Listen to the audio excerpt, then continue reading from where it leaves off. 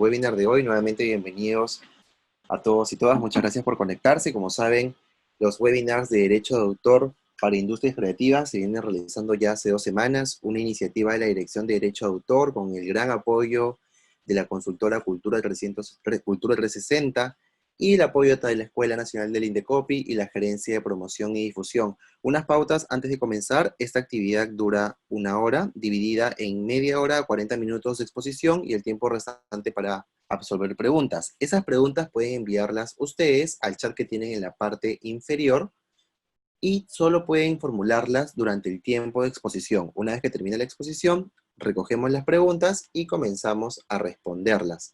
Les pido por favor que no activen audio ni video, son facultades exclusivas de la expositora del día de hoy. Y bueno, ahora sí les presento el tema. Hoy el tema es Derecho de Autor para Industrias Creativas, Editores y Autores, y expone Viana Rodríguez Escobar. Viana es directora de la consultora Cultura 360, abogada titulada por la Pontificia Universidad Católica del Perú, con maestría en Derecho de la Propiedad Intelectual por la Universidad Autónoma de Madrid. Cuenta con experiencia a nivel nacional e internacional en Derecho de Autor, signos distintivos, industrias creativas y gestión cultural. Ha sido asesora del Despacho Ministerial de Cultura en temas de propiedad intelectual, coordinadora de la Mesa de Industrias Creativas del Ministerio de la Producción y vicepresidenta de la Comisión de Derecho de Autor de Indecopi. Bienvenida, Viana, muchas gracias por acompañarnos hoy. Muchas gracias, Ricardo, por la invitación otra vez. Gracias.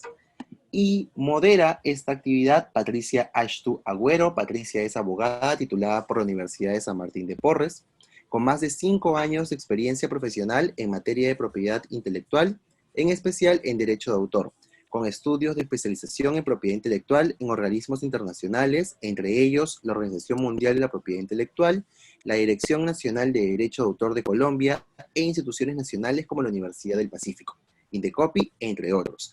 Actualmente se desempeña como especialista legal de la Dirección de Derecho de Autor. ¿Cómo estás, Patricia? Bienvenida. Patricia, Buenos días, Ricardo. ¿Cómo estás, Patricia? Bueno, te cedo la palabra. Buenos días, Ricardo. Buenos días, te escucho. Te cedo la palabra para que puedas dar una breve introducción a la exposición e iniciar con la actividad de hoy. Perfecto, muchas gracias. Bien, buenos días a todos los que están presentes. Les agradezco la participación en esta charla, que como bien dijo Ricardo, ha sido iniciativa de la Dirección de Derecho de Autor y una coorganización con Cultura 360. El día de hoy vamos a estar tocando el tema de una industria muy importante en nuestro sector comercial, debido a que es una de las que tiene más apego y más acogida, que es la industria editorial, ¿no? Para muchos es incluso hasta obligatorio tener siempre un libro en casa, y hoy nos vamos a enfocar más para aquellos que son editores. El día de hoy vamos a ver qué cosa protege el derecho de autor en este gran sector, qué cosa es el derecho que yo adquiero cuando elaboro un libro, cuando elaboro una edición, ¿no? Si es que adquiero derechos patrimoniales al momento de editar una obra, ¿puedo ser yo el autor y el editor a la vez de mi libro? Entonces, todos estos derechos morales, patrimoniales, los vamos a tocar el día de hoy con la charla que nos dictará Viana Rodríguez. Bienvenida, Viana, te damos el pase para que nos puedas ilustrar en este tema. Gracias, Pati, gracias. Bueno, vamos a arrancar un poco también viendo los temas conceptuales básicos, ¿no es cierto?, de todo lo que es el tema editorial. La industria editorial es a mí me ha tocado trabajar tanto con lo que es la Cámara Peruana del Libro, como con los editores independientes, y son gremios que lo tienen bastante claro todo, que trabajan organizadamente para construir políticas, ¿no?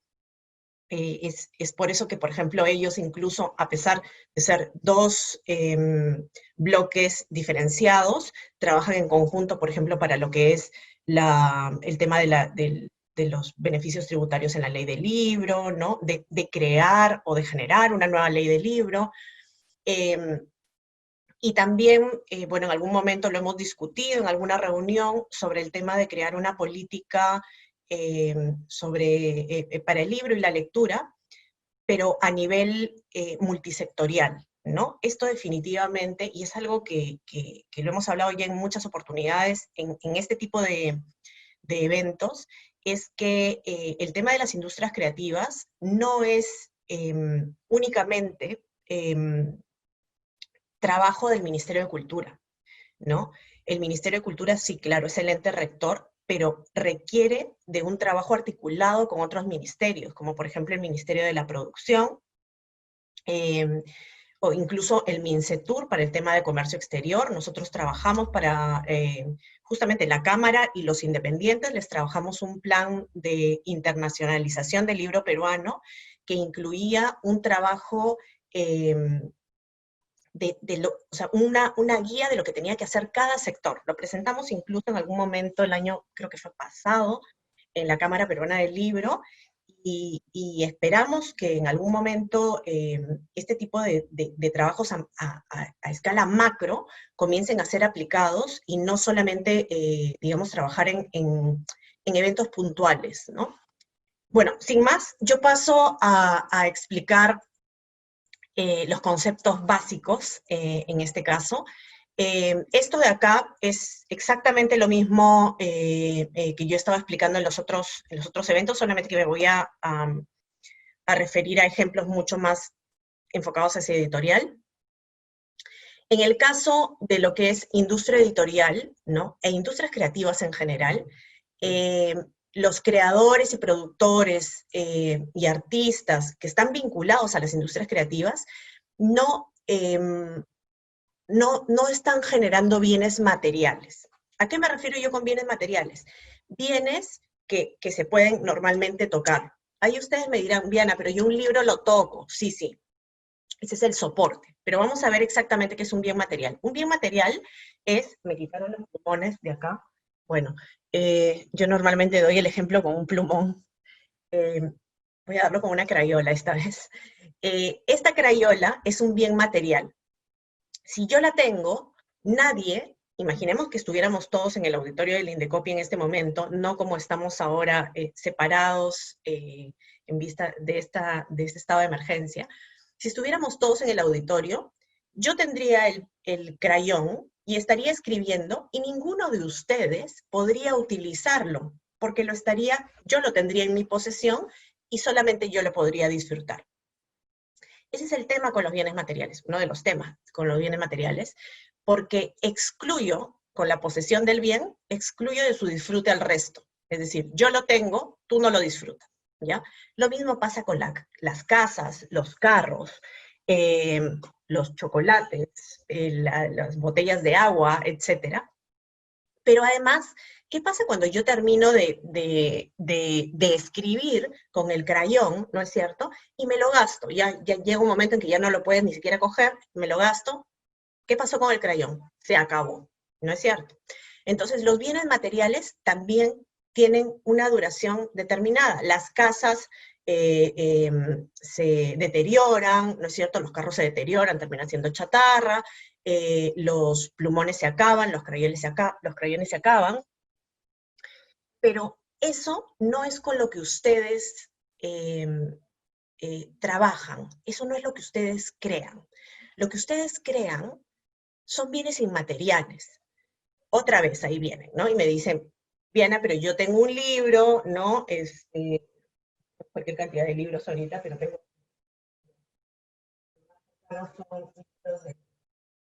del niño. Yo tengo un libro y lo puedo tocar, ¿no? Tengo un libro y lo puedo tocar. Entonces, es material, porque yo también lo tengo, ¿no? Y si lo estoy leyendo yo, no lo vas a poder leer tú. Pero ese es el caso del soporte, ¿ya? Nosotros cuando hablamos de... estamos hablando de la obra. Y les voy a dar un ejemplo enseñándoles una obra, ¿vale? Ustedes se van a dar cuenta que aun cuando ustedes estén disfrutando de esta obra, no es que la tengan físicamente con ustedes.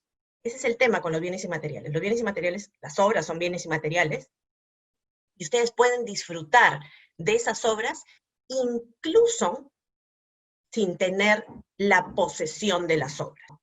La obra sigue viva. Y ese es el gran potencial que tienen ustedes al momento de trabajar con bienes inmateriales. Ustedes pueden gestionar sus obras y darle licencia sobre sus obras a diferentes personas, en diferentes territorios, incluso al mismo tiempo. Es decir, si ustedes son autores de una obra literaria, podrían darle el permiso a varias editoriales, ya sea en el mismo territorio, sin exclusividad, o en diferentes territorios. Podrían trabajar con una editorial en Latinoamérica o con otra editorial y con otra editorial, por ejemplo, en la Comunidad Europea. ¿No es cierto?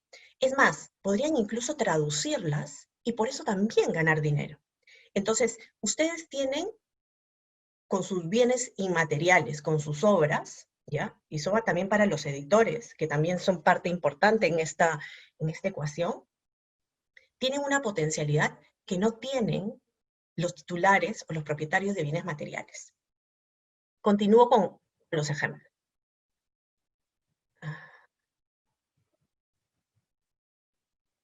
Yo les decía que esto es obviamente diferente al soporte, es decir, voy con el ejemplo a través del libro. No tengo ni un libro mío por acá, más de derecho.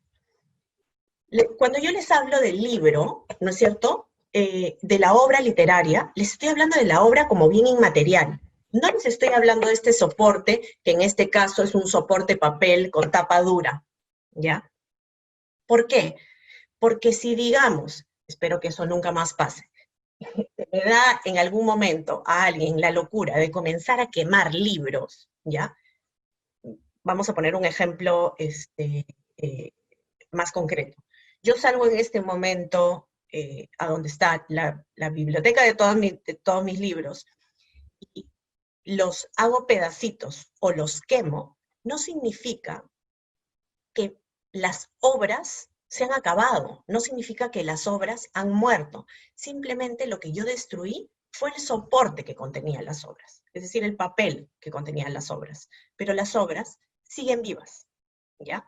Por eso es tan importante entender, y esto es algo que ustedes seguramente lo repiten a cada momento, pero es importante decírselo también a las personas que quizás no estén inmersas en la industria editorial, que la compra de un soporte no les da derechos de autor. Simplemente están comprando el soporte para disfrutarlo personalmente, pero no para que puedan, por ejemplo, sacarle copias y distribuirlas, escanearlo y colgarlo en internet, etc. Lo único que están adquiriendo es el soporte para el disfrute personal, más no derechos sobre la obra. Continúo.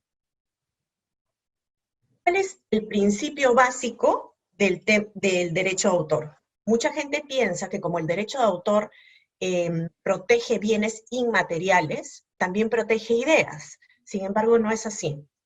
El derecho de autor no protege ideas.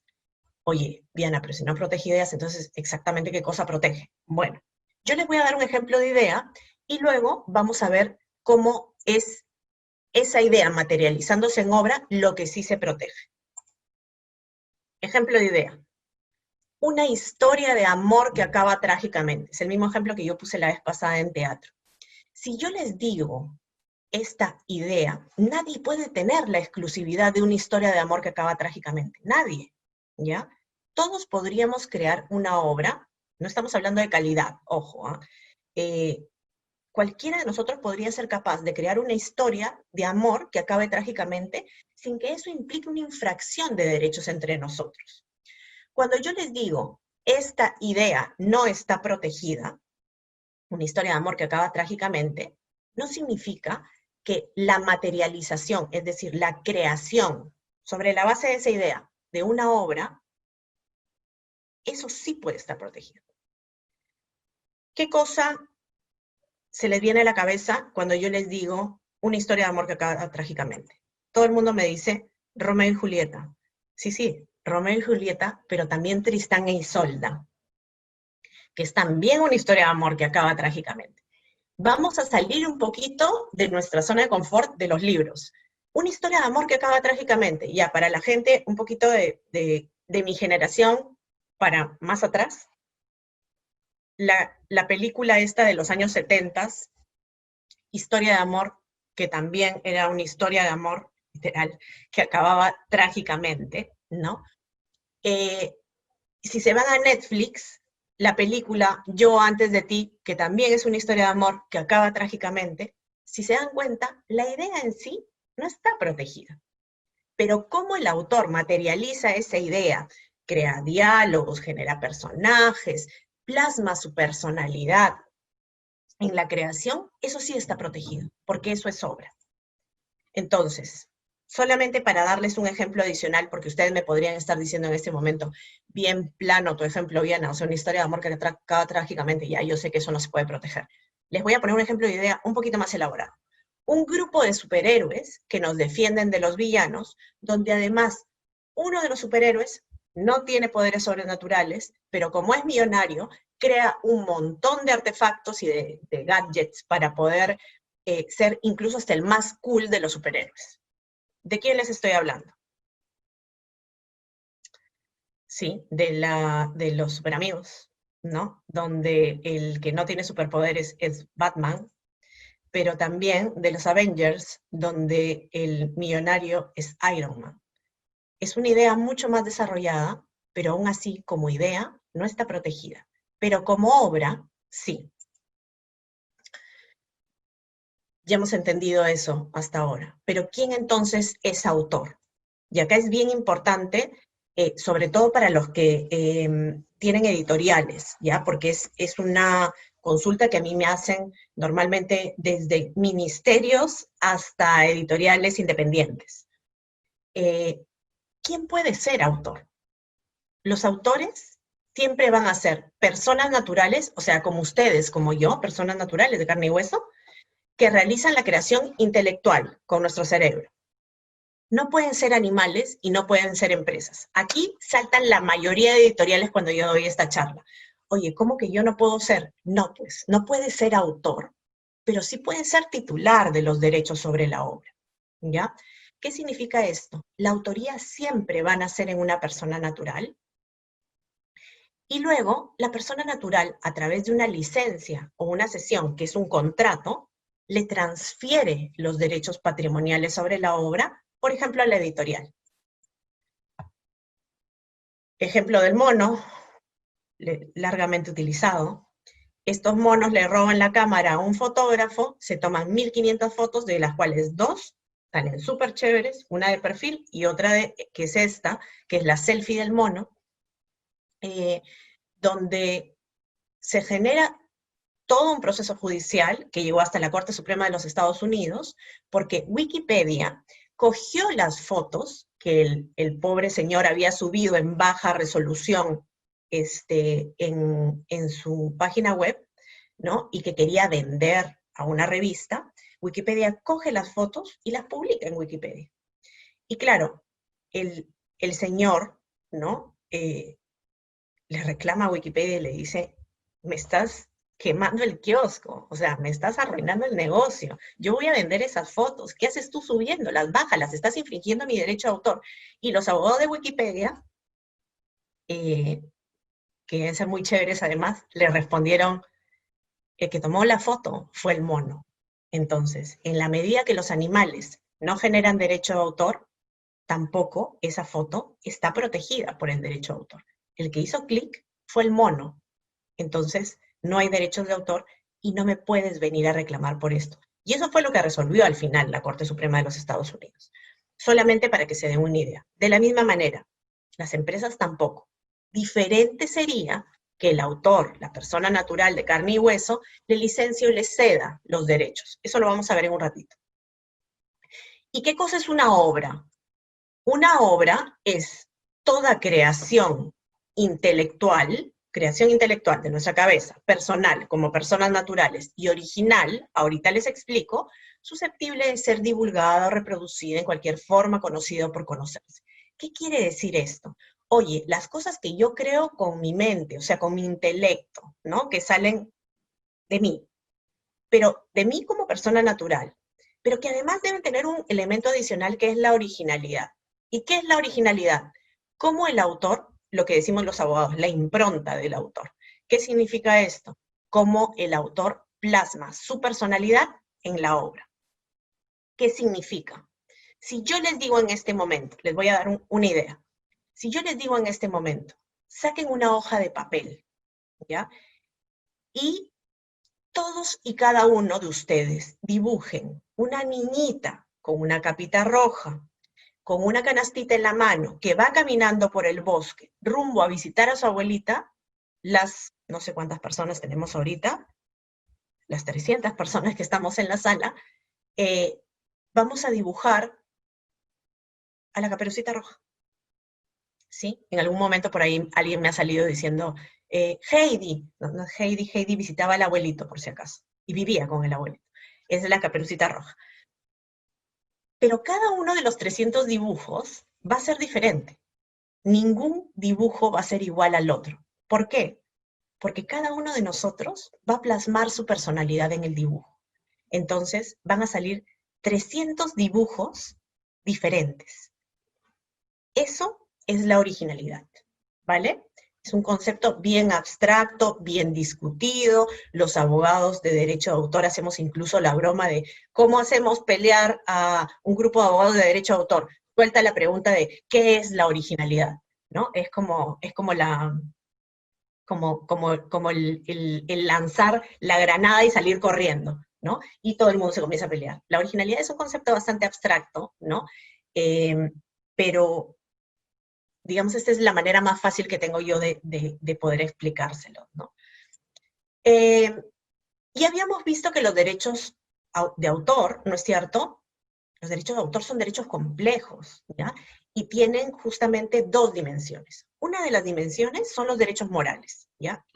La otra dimensión son los derechos patrimoniales, que vamos a hablar un ratito de eso, pero los derechos morales son derechos que jamás se despegan del autor. ¿Qué quiere decir esto?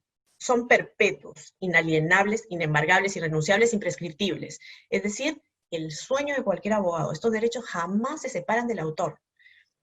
Yo les voy a dar unos ejemplos de derechos morales, no les voy a hablar de todos, sino de los que yo considero que son más importantes.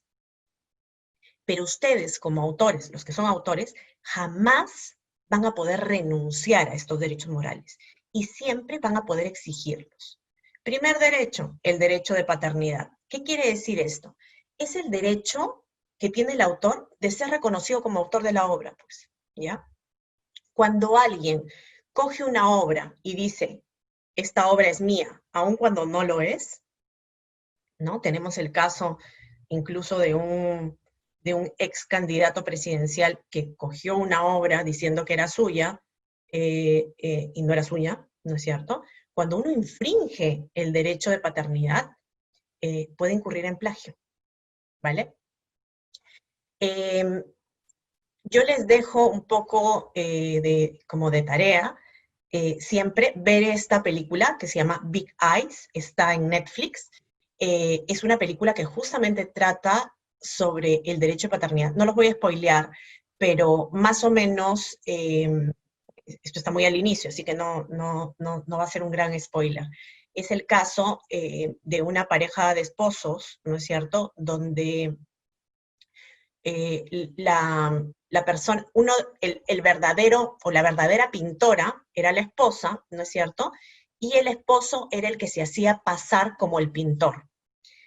La historia es súper interesante porque además es un caso de la vida real, pero es además muy interesante para los abogados por cómo el juez, que es un juez de Estados Unidos, está en una corte de Estados Unidos, resuelve finalmente para decidir quién es el autor o no. Es una película imperdible, sobre todo luego de estudiar temas de derecho de autor. Ese es el derecho de paternidad, y luego está el derecho de integridad. ¿Qué es el derecho de integridad? El derecho de integridad es aquel que le permite al autor oponerse a cualquier tipo de deformación, mutilación, inclusive destrucción, ¿ya?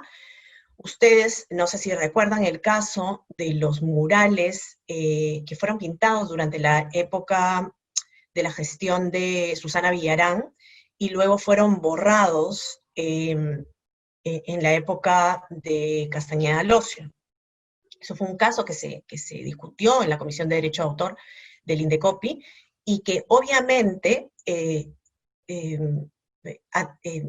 declaró que había habido una infracción al derecho a integridad porque habían eliminado una obra, ¿no es cierto?, en el caso de los murales.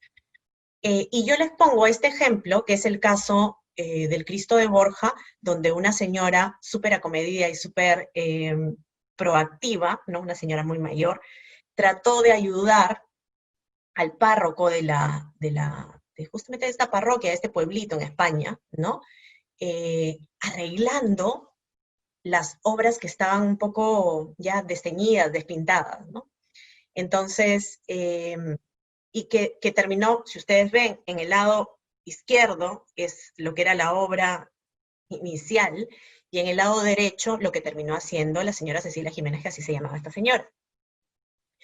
Y es que, bueno, el autor estaba súper muerto hace un montón de años, inclusive ya en el pueblo vivían sus nietas, que estaban súper viejitas, que eran más o menos contemporáneas con la señora Cecilia Jiménez, y de haber querido, recuerden que estos derechos son irrenunciables y perpetuos, ¿ya? El autor podía estar muerto, pero aún así podían las nietas, haber iniciado un proceso, en esos casos judiciales, ¿no?, en España, justamente por la infracción al derecho a integridad. Porque en este caso está claro, lo tenemos en claro, que hubo una deformación de la obra, ¿no?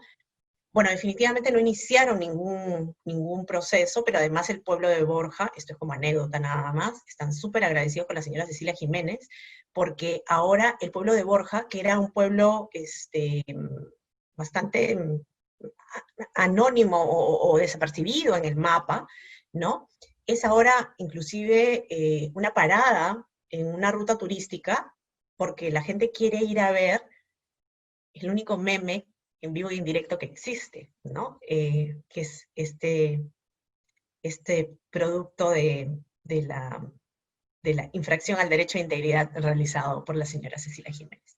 Ese es el derecho a integridad. Finalmente, tenemos el derecho de divulgación. Hay más derechos morales, pero yo les hablo de los principales. Y este derecho de divulgación es el derecho que tiene el autor de decidir si su obra va a ver la luz o no, ¿ya?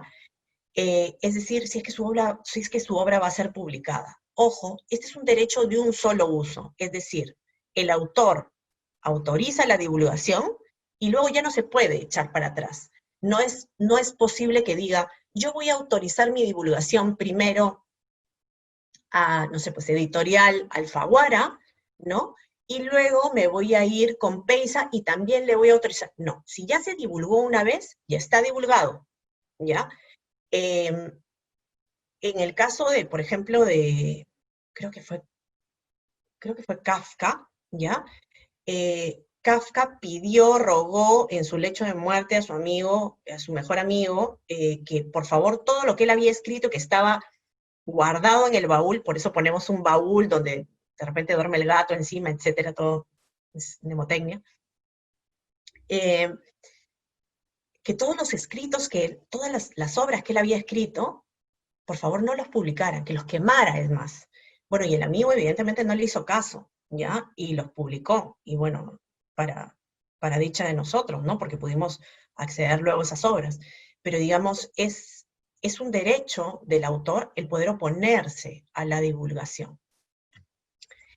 Y por el otro lado, hablábamos de la complejidad justamente de los derechos de autor, ¿no? Por un lado están los derechos morales, que los acabamos de ver, nunca jamás se separan del autor. Y por otro lado están los derechos patrimoniales, que son los derechos exclusivos que tiene el autor de explotar su obra bajo cualquier forma o procedimiento y de obtener por ello beneficios. ¿Qué significa esto? Plata, ¿ya? Con esto es con lo que los autores, bueno, y los editores, en caso se les licencien, o sea, los derechos, obtienen dinero, ¿ya? Esta es la base, por ejemplo, de las industrias creativas. Las industrias creativas normalmente son industrias basadas en el derecho de autor, y lo que hacen es generar ingresos en favor de los titulares de derechos de autor o derechos conexos, ¿no es cierto?, para que ellos puedan vivir dignamente. Esa es la base de todo esto, de que los autores, los editores, todas las personas que son agentes dentro de las industrias creativas, vivan dignamente de esto y no lo consideren simplemente un hobby, sino que puedan vivir de lo que les gusta hacer. Bueno, los derechos patrimoniales les dan esa oportunidad. Y son varios. El derecho de reproducción, que es el derecho de fijar la obra o sacar copias de la obra, lo que en el mundo editorial se traduce a, por ejemplo, sacar un tiraje en soporte papel de un libro, ¿no? Y también podemos estar hablando de una reproducción digital. O sea, también puede haber una reproducción física o una reproducción digital, como por ejemplo la que podríamos hacer en este caso en un ebook. Ojo, estamos hablando de reproducción, no de la forma luego como lo vamos a distribuir, ¿ya? La reproducción es fijar o sacar copias. Segundo derecho patrimonial, la distribución, que le da al autor la posibilidad de poner a disposición de un público ejemplares físicos de la obra, es decir, la obra en soporte papel, por ejemplo. Oye, Viana, pero tú nos acababas de hablar ahorita de un ebook. Eso no es distribución. Cuando ustedes compran un libro digital o acceden a una plataforma de streaming, no están ante el ejercicio del derecho de distribución. Distribución lo vemos cuando estamos en librerías, o cuando, oye, el domingo en el comercio, compras el comercio más el cupón y 20 soles, tienes, te entregan un libro, ¿vale? Eso es distribución, cuando hay ejemplares físicos, ¿ya? Cuando estamos hablando de, por ejemplo, Google Books, que era lo que coloquialmente se dice distribución digital, que no es distribución digital, o cuando, por ejemplo, un autor o una autora lee un capítulo de su obra en una tienda para luego hacer una firma de libros, ¿no es cierto? O cuando se comunica una obra por una plataforma digital, ¿no? De lo que estamos hablando es del derecho de comunicación pública, ¿ya? Todo esto es ejercicio del derecho de comunicación pública. Es decir, si ustedes en algún momento quieren comercializar un libro por una plataforma digital, deben tener la autorización del autor para ejercer el derecho o explotar el derecho de comunicación pública. Y el último derecho es el derecho de transformación, que le da al autor la posibilidad de autorizar la transformación de su obra, que puede ser la traducción, ¿no? Acá estamos viendo La ciudad de los perros traducido al inglés y al francés. La traducción, el doblaje, el subtitulado, pero también la adaptación de la obra, ¿ya? Que implica que J.K. Rowling lo tiene clarísimo. J.K. Rowling crea estos libros, estas obras literarias de Harry Potter, que pasan luego a ser películas. El pasar del libro a película es una adaptación, es el ejercicio del derecho de transformación, ¿vale? ¿Y cuánto es lo que duran estos derechos patrimoniales? Hace un rato hemos visto que los derechos morales son perpetuos. Los derechos patrimoniales no son perpetuos. Duran toda la vida del autor más 70 años después de su muerte. ¿Qué pasa luego de esos 70 años? Entran a dominio público, que quiere decir que cualquier persona puede explotar la obra, es decir, reproducirla, distribuirla, comunicarla públicamente o transformarla, sin pedir autorización y sin pagar regalías, ¿ya? Ese es el dominio público. Y ahora yo quiero hacer normalmente yo en estos casos acá acabo, pero quiero hablarles justamente de elementos que deberían ustedes incluir en un contrato de licencia o de cesión, sobre todo cuando estamos hablando de un contrato editorial, ¿ya? Yo les recomiendo en estos casos, yo tengo muchos clientes que son editores, ¿no? Desde editores universitarios, ¿no? O sea, universidades que tienen fondo editorial, hasta editoriales independientes o editoriales un poco más grandes. Pero yo les digo, si es una cosa simple, anda y guíate de lo que te he enseñado. Si estamos hablando de una cosa mucho más compleja, yo sí les recomiendo normalmente solicitar asesoría legal, ¿ya? Los derechos, digamos, los contratos de edición son un poco más complejos porque te piden más elementos que lo que regularmente te pediría una licencia o una cesión. Así te lo establece la ley sobre el derecho de autor. ¿Cuáles son estos elementos que normalmente contiene cualquier licencia o cualquier cesión en temas de derechos de autor? En primer lugar, ¿qué derechos van a estar involucrados? Oye, ¿qué pasa si yo no los pongo? Yo primero les voy a poner los elementos a un lado, los elementos que deben ir en un contrato de licencia o de cesión, y por el otro lado les voy a decir, ¿qué pasa si es que ustedes no lo ponen? ¿Ya? Por un lado, deben poner qué derechos están involucrados. ¿Qué voy a poner? Reproducción, distribución, comunicación pública, transformación. Yo he visto casos en los cuales ya me han llamado súper tarde, ¿no?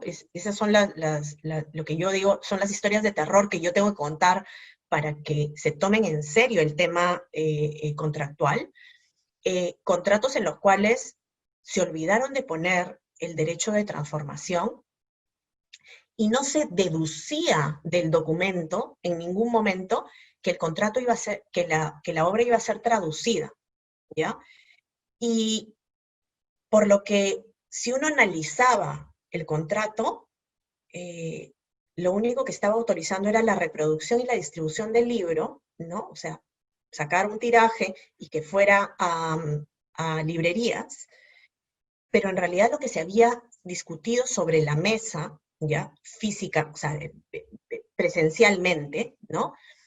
Era que el libro también iba a ser traducido al portugués, pero no se puso en ninguna parte del contrato, y no se habló del derecho de transformación. Y eso le costó a la editorial pagar una suma mucho más grande, porque los titulares de derechos dijeron, yo no me acuerdo que hayamos dicho portugués. Eso pueden ser miles de dólares de pérdida, por si acaso, ¿no?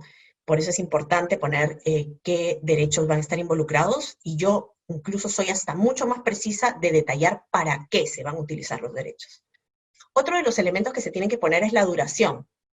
Si no ponemos cuántos años o cuánto tiempo es que va a durar esta licencia o cesión, solamente va a ser la necesaria para la explotación. Oye, si no me dice, siempre vamos a interpretar en favor del autor, con lo cual la editorial puede salir perdiendo. Si es que yo no planteé cuál va a ser el territorio de la licencia o de la cesión, es únicamente el país del otorgamiento, es decir, el país donde firmamos el contrato, ¿ya? Si ustedes estaban pensando en toda Latinoamérica y no pusieron el territorio y lo firmaron en Perú, solamente va a ser Perú. Si es que querían la licencia o la cesión en exclusividad y no pusieron nada de eso, se va a entender que es no exclusiva, salvo excepciones que no se van a aplicar en este caso. Y si es que no determinaron la contraprestación económica, se va a presumir que esto es una licencia o cesión onerosa, porque se dan casos en los cuales, y yo justo estoy viendo un contrato ahora mismo, donde la autora ha dicho, yo no quiero plata, lo único que quiero es que esta obra llegue a más gente, ¿ya? Claro, si no se pacta que o sea, que la cesión, la licencia se está dando a título gratuito, se va a entender que hay que pagar, ¿vale? Pero además, los contratos de ediciones incluyen más cláusulas. Por ejemplo, debe definir si es que la obra es inédita. Si no se pacta, se presume que ha sido publicada. Deben establecerse cuáles son los idiomas de la publicación. Si no, se entiende que va a ser el idioma de la obra. Es decir, si fue Mario Vargas Llosa que escribió en español, en español. Si no se puso el número de ediciones, se va a presumir que es solo una.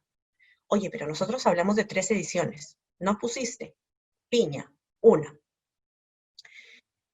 Se tiene que establecer cuál es el plazo para la puesta en circulación. Si no se pone, se va a presumir que es 6 meses desde que el autor le entregó la obra al editor. Es decir, si es que el editor necesitaba más tiempo y no lo puso, va a tener que correr, ¿ya? Va a tener solo 6 meses. Debe, y esto es algo que yo recomiendo mucho, poner un número mínimo y máximo de ejemplares, ¿ya? Si no se puso, se presume que mínimamente, o sea, lo mínimo que se va a sacar en tiraje es 1000 ejemplares. Además, debe establecerse cuántos ejemplares van a ser reservados al autor, a la crítica, para la promoción. ¿Por qué? Porque normalmente esto es importante, ya que, oye, se le manda el libro a un programa de televisión para que comenten, ¿no? Y luego inviten al autor, porque es parte de la campaña publicitaria. Si es que yo no puse cuántos ejemplares van a ser reservados para estos casos, se presume que es un 5% hasta un máximo de 100 ejemplares. Yo incluso determino acá, en los contratos que yo realizo, que son, según mis clientes, contratos bien paranoicos, prefiero ser paranoica antes de que mi cliente luego termine pagando de más. Yo establezco inclusive que estos ejemplares que son reservados no generan ningún tipo de regalía para el autor. ¿Por qué? Porque definitivamente no se están vendiendo, se están entregando, ¿no? Y son parte de la campaña publicitaria. O van a ser un regalo para el autor. Entonces sería injusto que generen regalías cuando no se están generando regalías para el editorial. Además, debemos establecer cuál es el plazo para que el autor entregue la obra al editor, ¿ya? Si no se pacta, van a ser 90 días desde firmado el contrato, ¿ya? Otras cosas que deberían incluirse en el contrato de edición es, por ejemplo, la calidad de la impresión, la forma de fijar el precio de venta al público, y obviamente algo que yo siempre pongo es, o que recomiendo poner, es cómo es que va a ser identificado el autor. Es decir, yo pongo lo que debería ingresar en la contratapa, ¿ya? Cómo se va a identificar al autor, al editor, a la obra, cómo es que se va a poner esto, en qué tamaño, o sea, todo ese tipo de cosas parecen mentira, pero luego pueden generar un problema futuro. Entonces, yo lo recomiendo, ¿ya? Esto es lo que normalmente, y acá ya terminamos, esto es lo que normalmente nosotros recomendamos, bueno, algunas de las cosas que sí son obligatorias porque lo establece la ley, pero además hay un tema acá que es súper importante de definir. Los contratos de licencia o de cesión de derecho de autor son por ley, previos y por escrito. No existe, legalmente hablando, un contrato verbal, ¿ya? Esto no está estipulado así en la ley. Ustedes están obligados a suscribir un contrato por escrito. Así que, guerra avisada no mata gente. Yo les dejo aquí la página web de Cultura 360 para que puedan entrar, si nos tienen que hacer algún tipo de consulta, etcétera, nos pueden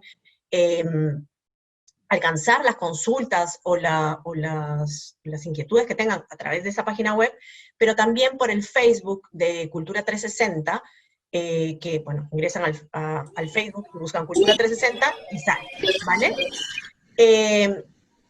Con eso terminamos. Muchísimas gracias y muchísimas gracias otra vez a la invitación del Indecopi para coorganizar esto en el marco de este convenio de cooperación interinstitucional que hemos suscrito.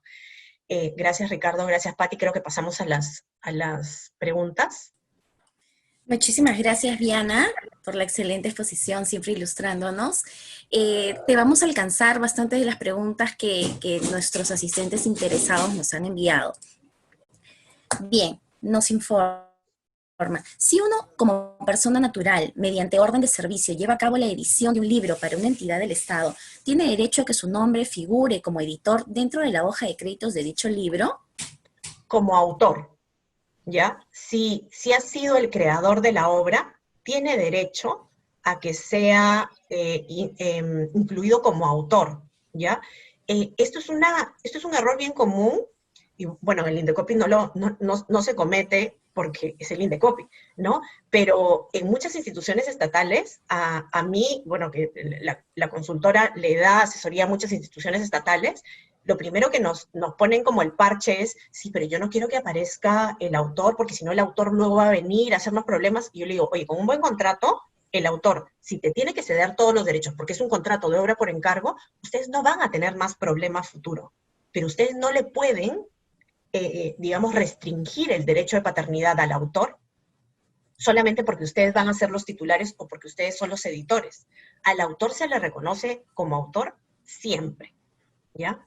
Entonces, de todas maneras tiene que estar como autor, ¿no? Bien. Si un autor no quiere publicar su obra, justo uno de los temas que nos estabas comentando, pero este fallece y a los años un familiar o un conocido publica sus escritos, ¿se está violando algún derecho moral de divulgación? Esa es una excelente pregunta porque es una de las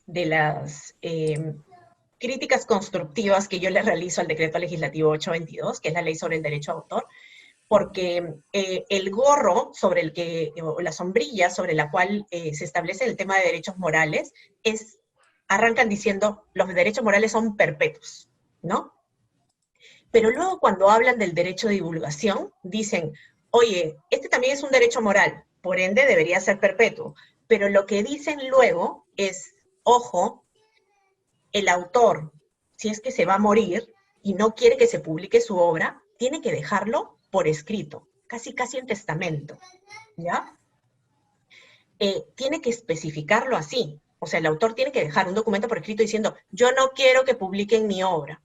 Pero esa no autorización o esa prohibición, ¿no? Rige únicamente mientras la obra esté en dominio privado.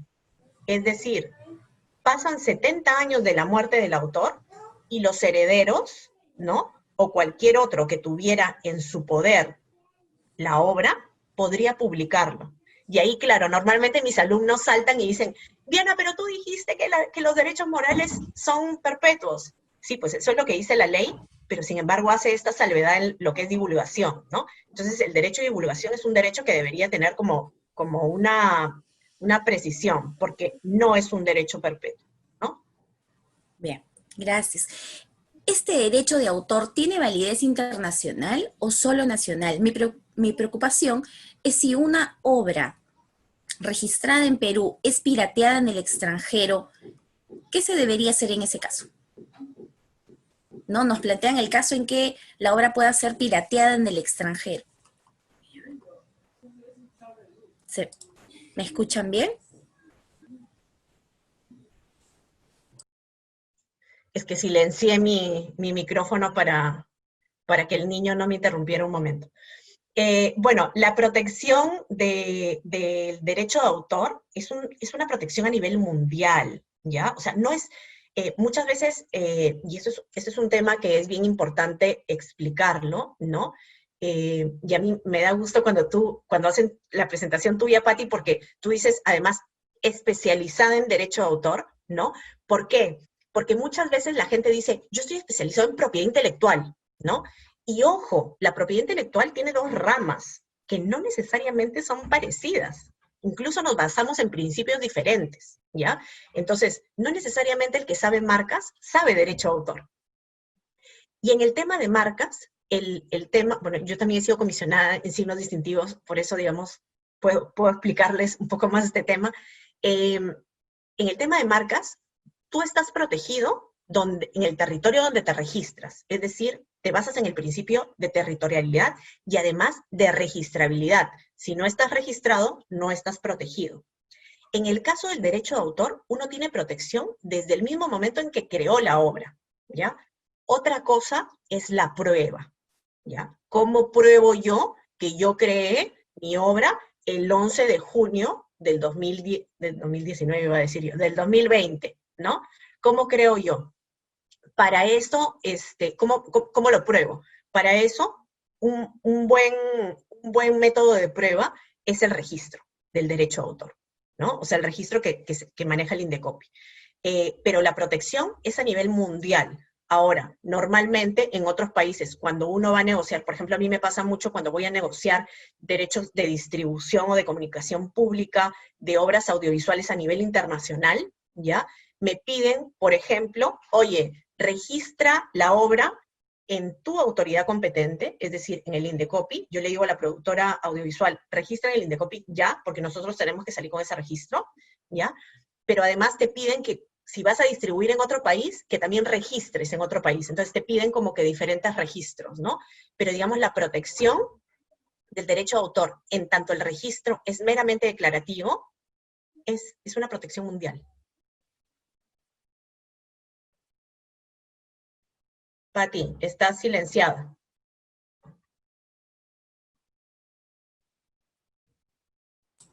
¿Me escuchan? Sí, ahora sí. ¿Sí? Bien. La última pregunta que nos hacen es, ¿en qué caso puede darse que más de una editorial publique una obra literaria determinada? Bueno, esa es una muy buena pregunta. Esto se da en el caso en el cual el titular del derecho, ¿no? Yo digo el titular del derecho porque podría ser el autor, podrían ser sus herederos, o podría ser un tercero al que ya le dieron los derechos, ¿ya? Esto se da en el caso en el que el titular del derecho diga, yo no le voy a dar la licencia exclusiva a una sola editorial, ¿ya? Obviamente va a depender mucho del poder de negociación del titular del derecho, ¿no? O sea, si yo, Viana Rodríguez, me pongo a escribir en este momento libros de literatura, de ciencia ficción, lo más probable es que no tenga mucha capacidad de negociación y la editorial me diga, oye, yo te voy a publicar y me lo das en exclusiva, ¿ah? Porque estoy invirtiendo en ti, ¿ya? Pero si soy, no sé, pues Mario Vargas Llosa, ¿ya? Mario Vargas Llosa puede sacar una misma obra con varias editoriales a la vez. Es decir, dársela a Alfaguara, a Peysa, a Madriguera, no sé si sigue existiendo Madriguera, a Estruendo Mudo, a, no sé, Peso Pluma, ¿no? Saludos a todos mis clientes. Y podrían estar dando licencias sin exclusividad a cada uno de ellos, ¿ya? Pero también podrían decir, oye, yo te doy la exclusividad, Peso Pluma, solamente para el territorio de Perú, ¿vale? Y Alfaguara lo maneja en el resto del mundo. O sea, si se dan cuenta, este es como un rompecabezas de varias piezas, ¿no? Que podemos ir encajando dependiendo de si es que damos las licencias en exclusividad y dependiendo de los territorios, ¿no? Y las duraciones también. Bien, muchísimas gracias y voy a darte una última pregunta que es bastante interesante, pese a que tenemos ya poco tiempo. Nos indican, ¿es posible que las bibliotecas que han adquirido libros físicos graben videos leyendo los libros de manera íntegra con fines de promoción de lectura? ¿Qué limitaciones o sanciones tiene? Sí, íntegramente no, ¿ya? Íntegramente no. Lo que sí se podría hacer es, a ver, yo voy a tratar de explicarlo de la mejor manera posible, ¿no? Si es un tema de promover la lectura, yo siempre veo, por ejemplo, hay casos incluso en los cuales, y es una técnica actual que utilizan muchas editoriales, cuando van a sacar un libro, sacan, por ejemplo, el primer capítulo o un pedacito del primer capítulo, por ejemplo, en un periódico, en una revista, en Somos, por ejemplo, ¿ya?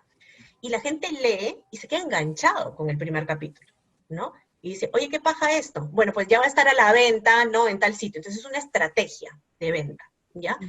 Ahora, el comunicar públicamente, leer públicamente una obra en su totalidad, no tiene proporcionalidad, ¿ya? Para los fines que se está buscando.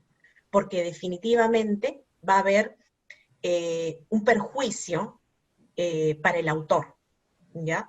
Esto se puede basar en esta regla que nosotros llamamos la regla de los 3 pasos, ¿no es cierto?, en el derecho de autor, pero siempre tenemos que analizar si es que este tipo de usos perjudican de alguna manera la normal explotación de la obra por parte del autor. Es decir, ¿qué pasa si es que, cuál es la normal explotación del autor de una obra literaria? oye, la vendo pues, ¿no? En libro formato papel, en ebook, pero también la podría vender en audiolibro. ¿Qué pasa si es que alguien se graba leyendo todo el libro, ¿no? Y termina haciéndome competencia directa, ¿ya? Con la totalidad del libro, o sea, de la totalidad del libro leído, ¿no? Eh, me termina haciendo competencia en el mercado. ¿Eso me va a perjudicar en la normal explotación de mi obra? Sí, ¿ya? Entonces no se debería poder hacer. Diferente es que yo te lea un fragmento del libro y además te diga, este libro es de fulano de tal, ¿no? El libro tal, de fulano de tal, ¿no?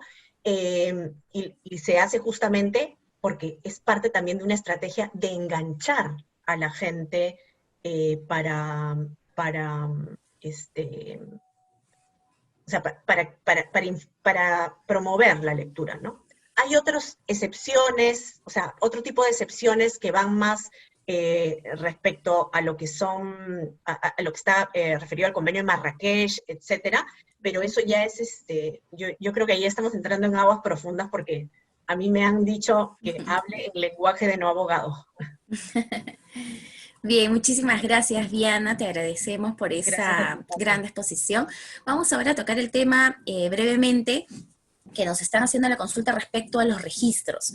Me indican, si yo tengo una obra literaria que está registrada en Indecopy y la llevo a una editorial para su publicación y me indican que debo hacer algunos cambios, la versión después de la corrección debo registrarla. En principio, como les habíamos indicado, el registro de derecho de autor no es obligatorio. Y en la medida que dicho cambio no sea sustancial, puede que no exista para el autor esa necesidad de registrarlo. Sin embargo, si ustedes consideran que estos cambios son importantes, podrían realizarlo. Pero ojo que si estos cambios son hechos por la editorial, deberán adjuntar el contrato realizado con la editora para saber qué tipos de derecho tiene la editora y qué derechos tiene o hasta qué punto tiene derechos este autor respecto a ese ejemplar ya editado. Entonces, cada vez que vayan a registrar una obra editada, tienen que adjuntar necesariamente el contrato de edición. Sin embargo, también existe la posibilidad de que puedan registrar una obra no editada, ¿no? Es decir, el machote, antes de divulgar su obra, antes de llevarlo a un tercero para exponerlo. Bien, nos preguntan también los diseños de los libros de obras, ¿pueden protegerse? Efectivamente, muchos de estos diseños, si son realizados por el mismo autor, pueden protegerse tales como fotografías, obras artísticas. El formato en sí no se puede proteger, sin embargo, el contenido de él sí, ¿no? Entonces hay que precisar imágenes, dibujos, de repente dibujos a mano alzada, todo ello que pueda calificar como una obra artística es posible de ser protegida. Y una pregunta que nos hacen desde Bolivia. ¿Podrían mencionar en qué normativa de Perú se establecen las infracciones de derecho de autor y los contratos de edición? Bien, para finalizar les respondemos, esto se encuentra en el Decreto Legislativo 822, donde hay un apartado, todo un capítulo, mejor dicho, específico sobre contratos de edición, que como bien nos indicó Viana, hay un sector donde nos especifican qué es lo mínimo que debe contener estos contratos, ¿no? Y también cuáles son los derechos patrimoniales y qué sucedería si se infringen ellos. Entonces, les repito, la Ley sobre Derechos de Autor es el Decreto Legislativo 822. Bien, con esto damos por finalizada la charla. Muchísimas gracias a todos por su asistencia. Muy Gracias, bien. Pati, gracias, Ricardo, gracias a todos. Muchas gracias, Diana. Muchas gracias, Patricia. Quiero extenderles el saludo y felicitación de los participantes. Muy buena ponencia. Gracias por responder las preguntas. Sabemos que hay preguntas que se han quedado sin responder por el tiempo, así que los invitamos a enviar las dudas que tengan al correo consultasregistrodeobras@indecopy.gov.pe. Lo repito, consultasregistrodeobras@indecopy.gov.pe, indicando sus datos y la charla a la que asistieron para que puedan absolver todas las dudas que tengan o que hayan quedado en el aire. También les comento que en los próximos días la Escuela de Indecopy les va a estar enviando un correo con una encuesta que es muy importante que ustedes respondan para la posterior emisión de la constancia digital de participación.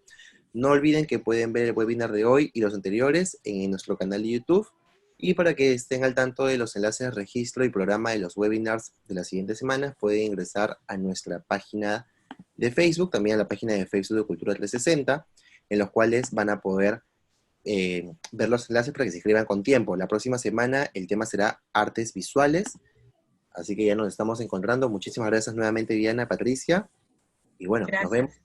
Quédense en casa, que estén todos muy bien.